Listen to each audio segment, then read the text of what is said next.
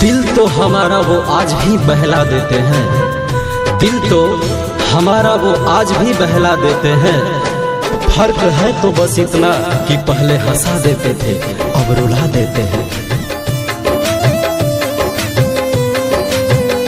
कोई के करा से तीर दिल के पार हो जाला, अब तो जगले जगल रोज बिहार हो जाला। कोई के करा से तीर दिल के पार हो जाला, अब तो जगले जगल रोज बिहान हो जाला।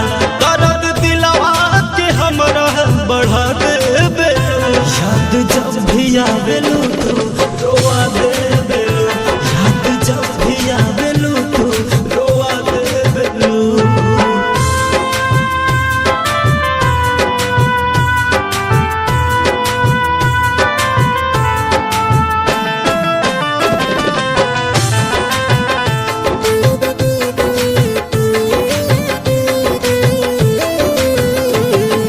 चोरी चोरी मिलल नदिया के तीरे, रुक नाही नीर अब अखिया से गिरे।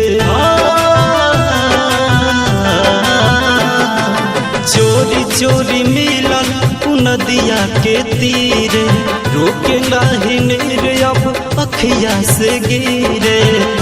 हद से ज्यादा तू चाहे के सजा देबेलू, याद जब भी आवेलू तू रोवा देबेलू, याद जब भी आवेलू तू रोवा देबेलू।